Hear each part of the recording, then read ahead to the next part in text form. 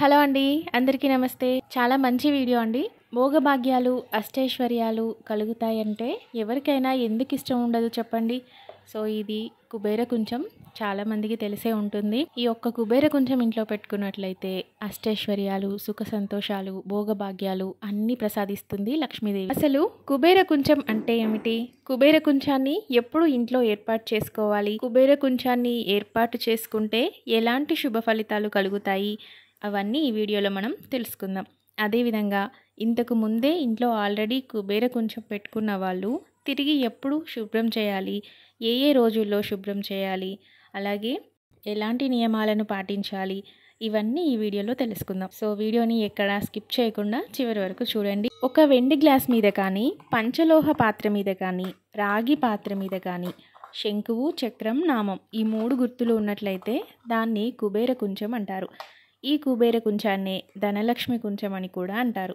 ఈ విధంగా మొదటగా పసుపు నూనె కలిపి కుబేర కుంచంకి నిండుగా రాసి ఆల్రెడీ దానిపైన శంకు, చక్ర, నామాలు ఉంటాయి కదా, వాటి మీది నుంచే బొట్టు పెట్టుకోవాలి. గంధం, కుంకుమతో అలంకరించుకోవాలి. నేనైతే ఈ విధంగా అలంకరించుకున్నాను. కుబేర కుంచంను ఎప్పుడు పడితే అప్పుడు, ఎలా పడితే అలా ఏర్పాటు చేసుకోకూడదు. కొన్ని ప్రత్యేకమైన నియమాలు పాటిస్తూ ఇంట్లో ఏర్పాటు చేసుకుంటే లక్ష్మీదేవి భోగభాగ్యాలను, సుఖ సంతోషాలను, అష్టైశ్వర్యాలను కలిగిస్తుంది.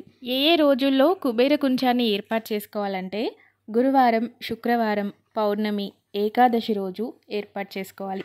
అలాగే ఆల్రెడీ ఇంట్లో పెట్టుకున్న వాళ్ళు అప్పుడప్పుడు తీస్తూ శుభ్రం చేసుకుంటూ ఉండాలి. పౌర్ణమి రోజు కానీ, అమావాస్య రోజు కానీ శుభ్రం చేసుకోవాలి.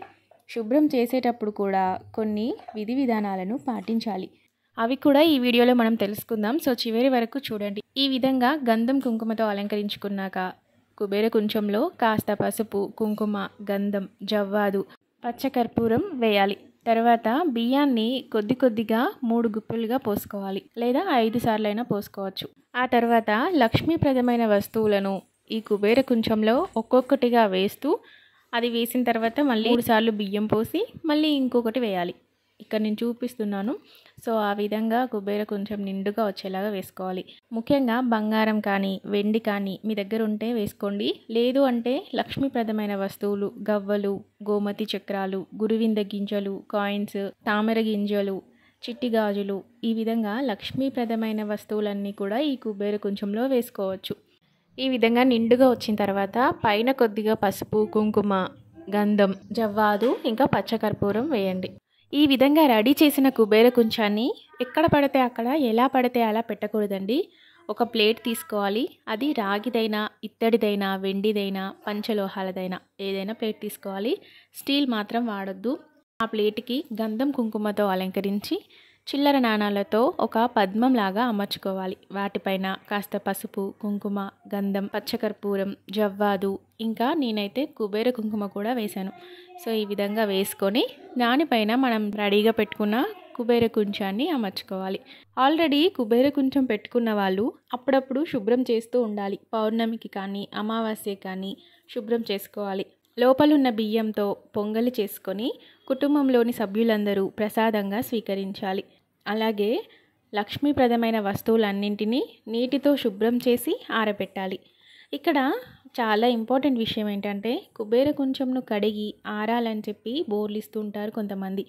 అలా మాత్రం చేయకండి. శంకు, చక్ర, నామాలున్న ఈ కుబేర కుంచాన్ని ఎప్పుడూ రివర్స్లో పెట్టకూడదు. అలా చేస్తే లక్ష్మీ కటాక్షం తగ్గిపోతుంది. ఇదొక్కటి గుర్తుపెట్టుకొని శుభ్రం చేసి మళ్ళీ తిరిగి ఏర్పాటు చేసుకోండి. ఈ కుబేర కుంచాన్ని పూజ గదిలో పెట్టుకొని పూజ చేసినప్పుడల్లా పువ్వులతో అలంకరించుకొని కాస్త ధూపాన్ని చూపించండి. ధనధాన్యాలకి, సుఖ సంతోషాలకి, భోగభాగ్యాలకి ఎలాంటి లోటు లేకుండా ఖచ్చితంగా అమ్మ కరుణిస్తుంది.